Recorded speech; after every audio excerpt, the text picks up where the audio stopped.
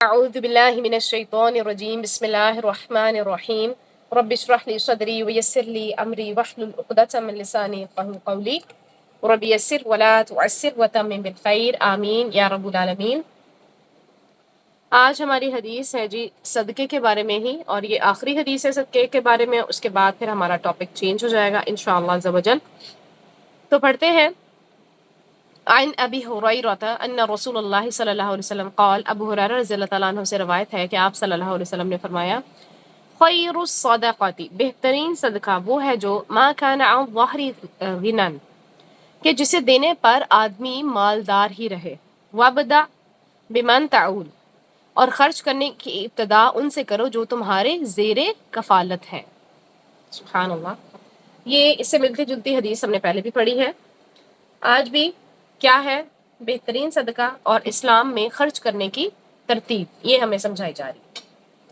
دیکھیں، اسلام ایک مکمل ضابطہ حیات ہے جو ہمیں نہ صرف خرچ کرنے کی ترغیب دیتا ہے بلکہ یہ بھی سکھاتا ہے کہ پہلا حقدار کون ہے۔ اللہ تعالیٰ قرآن پاک میں فرماتے ہیں لن تنالوا البر حتى تنفقوا مما تحبون وما تنفقوا من شيء فإن الله به عليم، کہ تم ہرگز بھلائی کو نہیں پہنچ سکتے جب تک کہ وہ چیز نہ خرچ کرو جو تمہیں محبوب ہے۔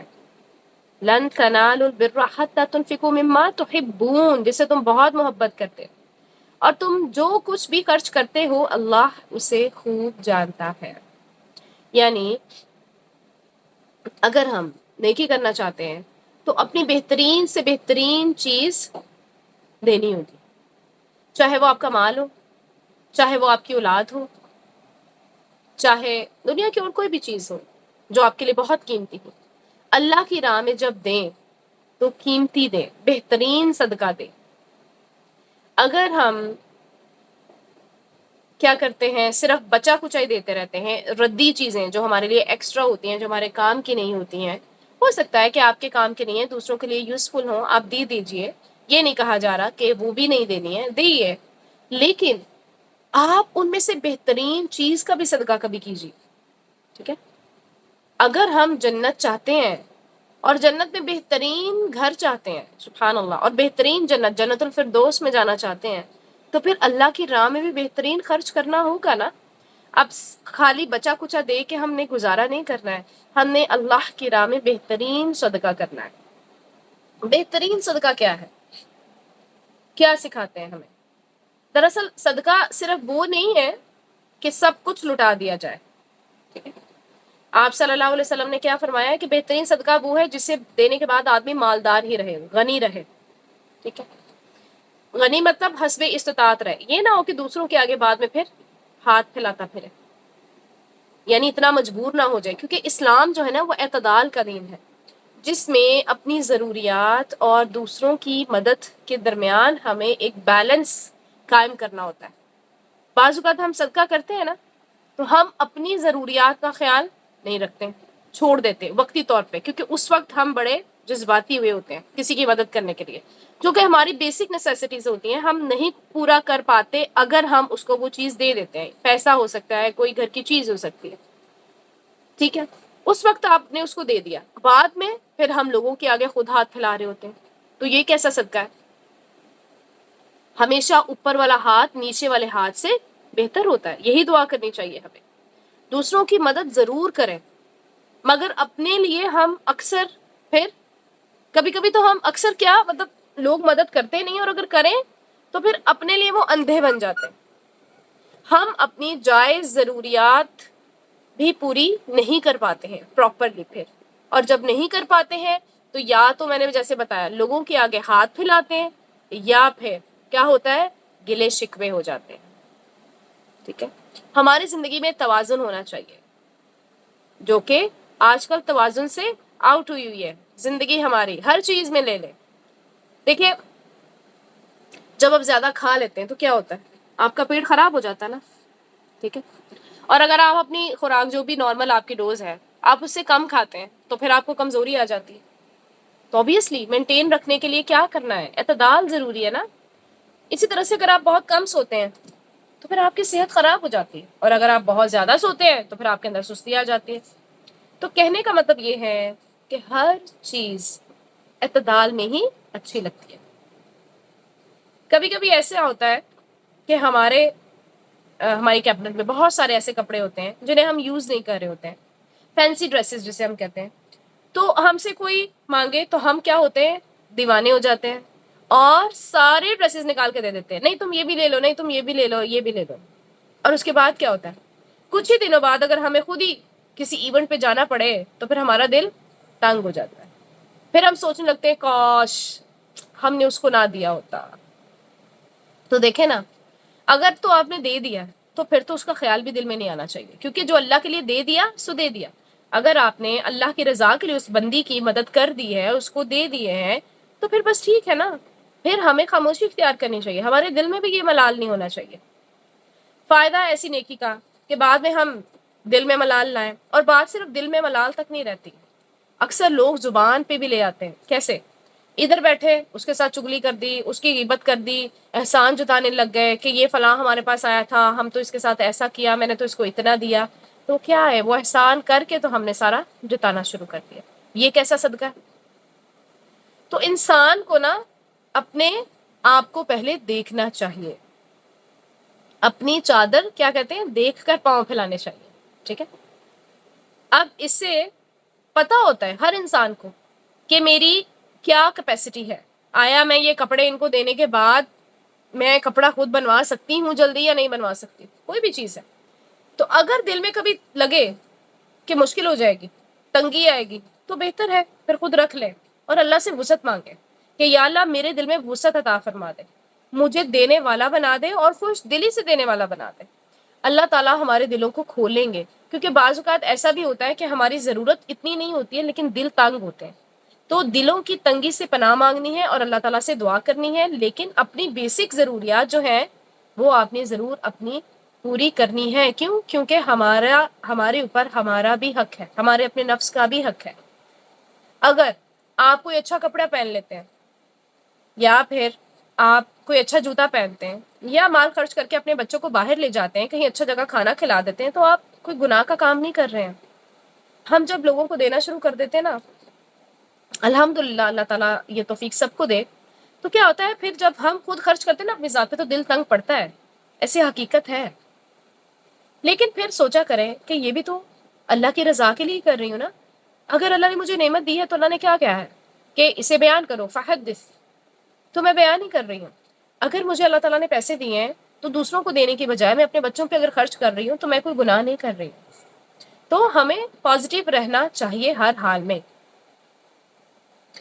اب جو یہ حدیث ہے اس میں خرچ کرنے کی ابتدا کس سے کرنی چاہیے وہ بتا دیا گیا. کس سے کرنی چاہیے؟ جو آپ کے زیر کفالت ہوں، یعنی وہ لوگ جن کا روٹی، کپڑا، پانی اور ان کا گھر رہنے کی جگہ یعنی آپ کی ذمہ داری ہے. تو پہلا قدم اپنے آپ سے ابتدا کرے، یعنی اپنی جائز ضروریات پوری کرے. دوسرا قدم اگر کچھ بچ جائے تو اپنے گھر والوں پر خرچ کرے. تیسرا قدم اگر اس سے بھی بچ جائے تو اپنے قریبی رشتہ داروں کی طرف بڑھے. لیکن یاد رکھیں ہم نے کیا کہا ہے، اپنی جائز ضروریات. لگژریز کا ورڈ میں نے یوز نہیں کیا ہے، ورنہ کل کو کوئی کہے کہ آپ نے تو کہا تھا پہلے اپنے اوپر سے شروع کرو، کچھ بچے گا تو گھر والوں کو دینا، تو بچتا ہی نہیں ہے. ایسا نہیں ہونا چاہیے. ٹھیک ہے. تو بیسک جو آپ کی بھی ضرورت ہے بس وہ پوری ہو جائے تو اس کے بعد دیجیے. آپ صلی اللہ علیہ وسلم نے فرمایا کہ اوپر والا ہاتھ نیچے والے ہاتھ سے بہتر ہے، اور خرچ کی ابتدا ان سے کرو جو تمہارے عیال ہیں، گھر والے ہیں. یعنی اسی طرح سے قرآن پاک میں بہت ساری ایسی آیات آتی ہیں جس میں ہمیں ایک واضح ترتیب ملتی ہے. کیا آتا ہے قرآن میں؟ سورہ بقرہ میں آتا ہے یسألونک ماذا ينفقون، کہ وہ آپ سے پوچھتے ہیں کہ وہ کیا خرچ کریں. قل ما انفقتم، تو کہہ دیجئے کہ جو بھی تم خرچ کرو نا، من خیر، مال میں سے، فللوالدین، سب سے پہلے سبحان اللہ والدین کا نام آیا ہے. والدین، والاقربین اور رشتہ دار، والیتامى اور یتیم، والمساکین اور مسکین، وابن السبیل اور مسافر. وما تفعلوا، اور جو بھی تم کرو گے، من خیر، کوئی بھی نیکی، فإن اللہ بھی علیم، تو بے شک اللہ تعالیٰ اسے خوب جانتا ہے. یعنی سب سے پہلے کس کا نام آ رہا ہے جی؟ والدین کا. تو ان کی خدمت کرنا، ان پر خرچ کرنا، نفلی صدقہ جو ہے جو بھی ہم کرتے ہیں ان پر، اس سے بھی زیادہ افضل ہے اپنے والدین پر خرچ کرنا. سبحان اللہ. رشتہ داری اس کے بعد اپنے قریبی رشتہ داروں کا خیال رکھیں. حدیث میں آتا ہے نا کہ رشتہ دار کو صدقہ دینے کا دوہرا اجر ہوتا ہے، ایک صدقے کا اور دوسرا صلہ رحمی کا. ٹھیک ہے. اسی طرح سے پھر تھرڈ ہمارے پاس آیا یتیم اینڈ دین پھر مسکین. تو یہ معاشرے کے وہ پسے ہوئے لوگ ہوتے ہیں جن کا کوئی سہارا نہیں ہوتا. تو اللہ تعالیٰ نے اگر ہمیں چنا ہے ان کی مدد کرنے کے لیے تو ہمیں خوشی سے آگے بڑھنا چاہیے. وابن السبیل، مسافر، وہ مسافر جو حالت سفر میں ہو لیکن ضرورت مند ہو اس وقت ضرور اس کی مدد کریں. اور سب سے اہم بات کہ صدقہ دیتے وقت آپ کی نیت کا خالص ہونا بہت ضروری ہے. قرآن میں آتا ہے نا یا ایھا الذین آمنوا لا تبطلوا صدقاتکم بالمن والاذی، کہ اے ایمان والو اپنے صدقات کو احسان جتا کر اور تکلیف پہنچا کر ضائع نہ کرو. لوگوں کو بتائیں کہ ہم نے فلاں بندے پر احسان کیا ہے، ہم نے اس کی اتنی مدد کی ہے. یہ انتہائی غلط رویہ ہے. ہمارا جو بھی حسن سلوک ہم نے اس کے ساتھ کیا تھا وہ ضائع ہو جائے گا. اور نہ ہی دوسروں کو ٹارچر کریں.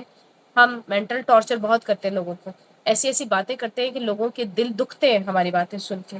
ہمیں اپنے رویے پہ غور و فکر کرنے کی ضرورت ہے. ٹھیک ہے. تو اس کے علاوہ یہ بھی دیکھنا ہے کہ صدقہ جو ہے وہ صرف مال کا نہیں ہوتا ہے. کسی کے ساتھ مسکرا کے بات کر لینا بھی صدقہ ہوتا ہے.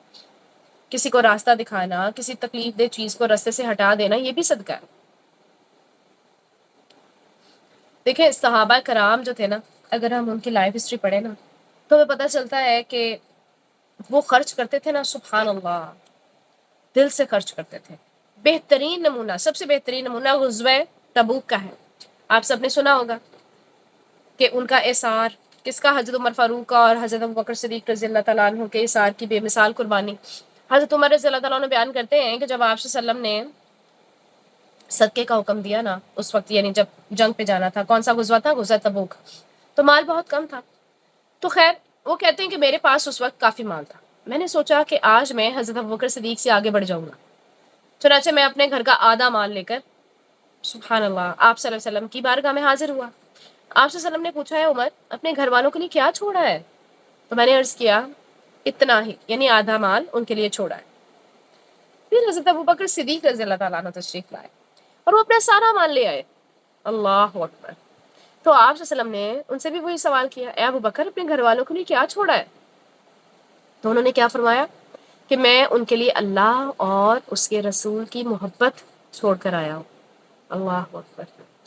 یہ سن کر حضرت عمر رضی اللہ تعالیٰ عنہ پکار اٹھے کہ میں کبھی بھی آپ سے آگے نہیں بڑھ سکتا. تو یہ ہوتا تھا ان کا کمپٹیشن نیکیوں میں آگے جانے کا.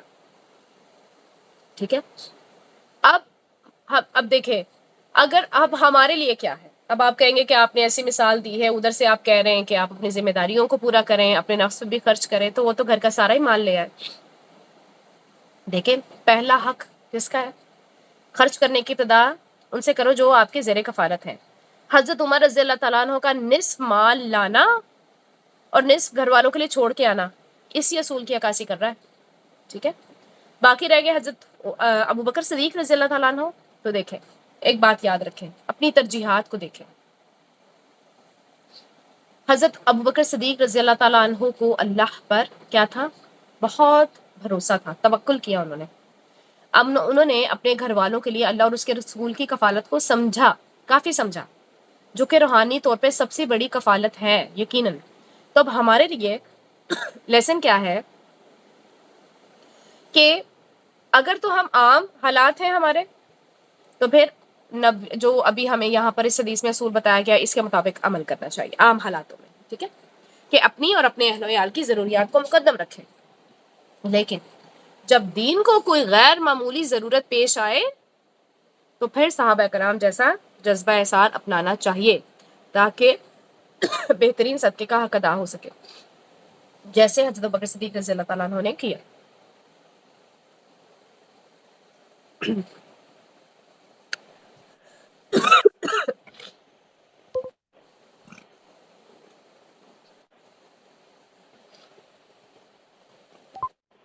تو یہی سکھاتی ہے ہمیں یہ حدیث. یہیں پہ اختتام کرتے ہیں کہ اسلام ہمیں نظم و ضبط سکھاتا ہے. ہمیں چاہیے کہ ہم صدقہ کرتے وقت اپنے زیر کفالت لوگوں اور قریبی رشتہ داروں کو فراموش نہ کریں کیونکہ ان کا حق زیادہ ہے۔ تو اللہ تعالیٰ ہمارے رزق میں برکت عطا فرمائے اور ہمیں صحیح طریقے سے خرچ کرنے کی توفیق عطا فرمائے۔ سبحانک اللہم و بحمدک، نشہد ان لا الہ الا انت، نستغفرک و نتوب الیک۔